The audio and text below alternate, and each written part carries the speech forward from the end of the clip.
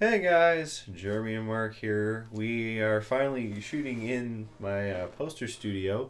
The only thing is we have to be 8 movies. Yes, 8 movies in this series to finally be able to do it. We have to be this far away from the camera just because of how we're set up. But otherwise, we saw the remake of Nightmare on Elm Street. And made in 2010, produced by Platinum Dunes. Michael Bay! Michael Bay! And directed by Samuel Bayer. Music video bunch dude of music who video guys. never went on to do anything else except other music videos Yeah, for a lot of Green music Day. videos. A lot of Green Day videos. This movie fucking sucks.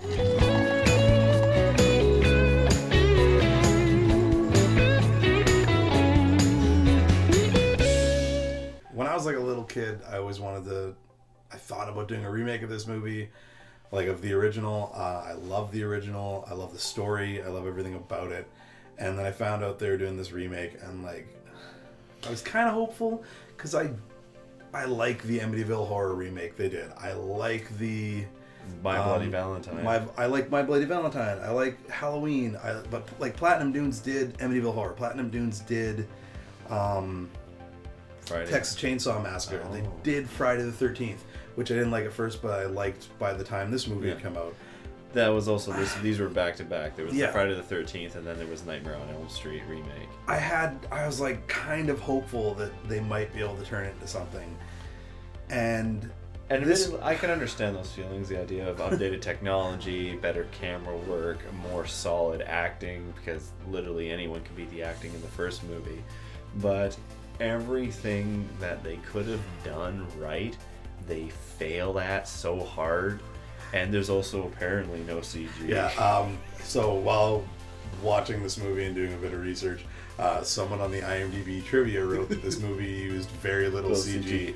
Only when necessary. Only when necessary, and apparently it was necessary a lot. There's like 7. There was about That's when this movie lost me the first time I watched it. Oh yeah, with the guy when he came. The to iconic wall. scene where Freddy leans to the wall in the original Nightmare on Elm Street. And that was done with. I was gonna get that as a plastic back rubber, right? tattoo. That's not even a joke. Like, I actually wanted that as a tattoo on my back. It's When I wanted a it's pretty tattoo, dope. It's an amazing image. This happens. I think it happens in this one like Really 15 early minutes on. into the movie. Yeah. And it looks worse than the scene in The Frighteners where the same thing happens because Oh, the guy like waves out. And, It looks so bad. It looks like they spent maybe they didn't.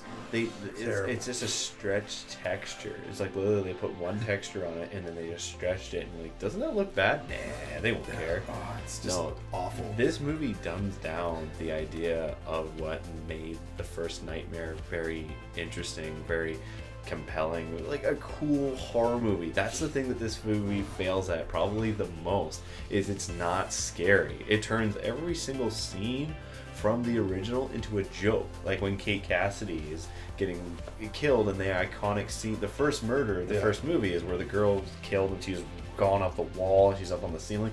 That scene was really scary in the first movie. And done super cool practical with like a spinning room. Exactly. Whereas in this one, she's getting flung around the room like a fucking Ragdoll.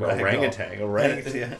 And it hits the boy, the not a boyfriend, I guess, like the friend. I guess they weren't dating in the friend. movie. I don't know. It like she bashes into fucking everything. It makes it a parody. The scene parodied itself. And it just doesn't look very good. And even he commented on like the spread. It looks like Cutter like his hand was like possibly spread out across her body. It was ridiculous. And they did the same thing with when the kid is killed in prison. Yeah. That like he's like, well, I haven't even cut you yet. And then all of a sudden he like Kamehameha like Falcon punches him straight through the fucking chest. And that's I like that line where he's like, "Why are you screaming?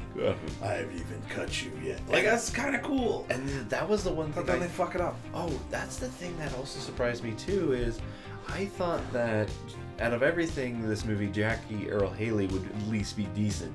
He's not. Nah, this not. movie is like he is so boring. He just walks up to people Everyone's and he's boring. This movie, he's tapping his hands. I guess and we just should talk chuckling. about we mentioned kind of the cast. There's better actors. This movie is stacked. Oh yeah. Katie Cassidy, Rooney Mara, Jake Earle Haley. Jackie Earle Haley, Clancy Brown, Connie Britton. Yeah, Clancy Brown's in it. What's Kyle Gallner? The other dude, the other two guys, Callum Lutz, who's I'm pretty sure a local boy, I may be wrong, but I think he is, and the other dude who plays Jesse. The cast is like, it's all people you were seeing in decent. movies around then. It was Like a decent Supernatural, cast. But like Jackie Earle Haley's boring in it, and Connie Britton and Clancy Brown are super underused, and maybe they're Well, she looks underused because like they are phoning that shit. Oh yeah, she is. hard. Yeah. No, Like, Connie Britton's great. I really like her. She's Clancy, totally- I mean, Mr. Krabs is awesome in everything he does. But every time we kept on I kept on finding a joke with him. It's like, oh, there can only be one nightmare. And then when it turns out Freddy's a pedophile, we made, like, you had that idea. That, I made there's a better story in this movie where they did this whole thing that every horror movie did. Like, I find myself comparing this movie in remake terms to The Ring. The Ring is a wonderful remake of the Japanese Ringu. It's fantastic. But they do this thing in the movie where, like, halfway through the movie, the main characters think they're supposed to, like, help the bad guy who's killing people because they've been wronged somehow. And this movie does the exact same thing. And, like, they end up finding out, no, he actually is a child molester murderer. And you had the idea. And I thought that it would have been a way better story that he really wasn't. And Clancy Brown was the one doing it. Because then it gets more Clancy Brown in the movie. There can only be one pedophile. But when Kyle Garner's like, it's real, and he says some line like, he's not trying to kill us because we lied. Right. It's because we told the truth. And in my head, I just see Aiden from The Ring go, Mommy, why did you help her? You weren't supposed to help. It's the same fucking storyline. It's just boring. No. They just took shit from other movies, including the original Nightmare series, and just like slapped it together. And I read somewhere the trivia and a couple other things where like this is like 11 scripts that mashed into one in some awful form. And we can go into this as well. There's some cool ideas in this movie. They talk about micro dreams, which makes sense as how the characters would randomly be in dreams. It's at one point where you're in such sleep deprivation that your brain will just automatically send you into a restart state where you'll just be dreaming while you're thinking you're awake, which actually makes sense to all the random pull-in dreams. I don't know if that works science-wise. Like, I don't know if that's a real thing, but it's cool in the movie and it's a good idea. Unfortunately, they only use it when it suits the script. Yeah, there's one scene where it was done well, and that's in the store. The grocery store. Yeah, where they do this transition cut where it's like she's like crawling away from Krueger and it keeps on switching back between the store and the boiler room, and that shit was seamless. That honestly, that shows where the modern technology can help a film. Yeah, that was a great. really cool idea. The cuts, it was all one fluid motion. That was so cool. And a lot of the transitions were really cool as well. Some of the house transitions, like transitioning from different locations, like just like a swing of the camera, like the editing can be a lot better in those certain situations. Also, they didn't fuck up the tub scene. No, the tub scene they did, but it's basically a shot-for-shot remake. I do like the way they do it. It's well done. Yeah, I like that scene in the original, and I like it in this one. It's probably the only scene I like in the original that I also like in the new one. Yeah. I don't mind the body bag scene because it's cool, but it's literally the same shot. Yeah, exactly. Like the same framing, everything. And then they ruin it by having her like laugh, but it doesn't even look like Katie Cassidy anymore. So and they ruined the bitch part too. Rooney Mara is like, they make her say too much, and then she says like, "Welcome to my world, bitch." And it's which was better by was way better in the first in Freddy vs. Jason, right? Which we haven't reviewed yet, but which is funny. It even rips off Freddy vs. Jason with the adrenaline. Which, by that way, that kid just like just stabbed myself with adrenaline in the car. You didn't watch Fear and Loathing, obviously. No, our fucking Pulp Fiction. Yeah, it rips off Pulp Fiction. Yeah, it does. It rips off so many aspects. I mean, this film is just a mess. It's just an honest to God. Yeah. It's a coherent story, but it's boring. That's the other thing too. It's an hour and 35 minutes. And it feels like 3 hours. Yeah, it feels like forever. You were gonna say 2-some, but it's 3-some. It feels like it takes a long time for such a short amount of story to take place, and it's because like every time you're just sitting there going, it's been done better. I put it in the same regards as like the first Ouija movie or any of these terrible fucking horror movies we're getting now that are just, it's not even that they're terrible, it's just they're forgettable, they're beyond belief. They're lazy, they're run of the mill, they're slapped together. And that's what this movie is, and it shouldn't have been because a thing that I thought was funny is the odd reference / homage to the batshit crazy ending of the first movie, because they do the kind of the same thing here, but no CG. Oh yeah, no CG when she totally like stabs his hand through the back of her head and pulls her through that mirror. Yeah, that wasn't CG. No CG at all. Fuck, whoever that guy another was. reference, you kind of liked the drowning in blood thing that references the stairs. Oh yeah, where she runs down the hallway and it turns into like a river of blood, which is it's all right. I don't mind it, but I actually still prefer oatmeal stairs better. Oh yeah. Well, what's funny too is that is the scene where she's in the cupboard and she's looking out the cupboard. And didn't I say, like, you know, what would actually be really interesting is if he was in the closet with her, and then literally he's in the closet with her. It's because that's the problem with it. It's predictable at every aspect. You're like, it's hey, not scary. I bet they're gonna do this, and that's what happens. And we haven't talked about the look. It's very bland. Well, his look. His look, like, the movie is bland as fuck. But Freddy's the new Freddy look. Jackie Earle Haley, who's taken the reins from Freddy Krueger, crashed that. He looks like a burnt mouse. Yeah, and they were trying to make it a little more realistic, and like they got rid of the lips because burn victims. He's got like a hollow area on the side of his mouth. It's just and he's just not scary. He's just chuckling and doing this. He's also upgraded, like he's augmented with CG. Like apparently, if you see him without the CG, there's a bunch of green for the, and you can tell. And maybe you can tell now, 7 years later, more than then. But I don't remember liking the way he looked when I saw it in theaters on opening night in 2010. So it only looked good when he was close up at the end. Yeah, in the final scene of the movie. They probably they had more money for it then, or something. He just wasn't scary. Like that was the thing that was.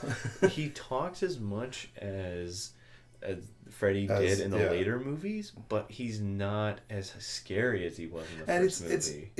The first movie was scary because he didn't. He drops all the puns. He does all that. I also my biggest problem with this is the original franchise, except maybe the beginning scene in the Freddy versus Jason.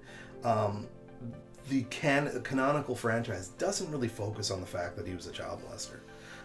They comment a lot on his being a child murderer. They don't really focus on the molest part because there's nothing funny about being a child molester. That's like one of the worst fucking things you can be in the world.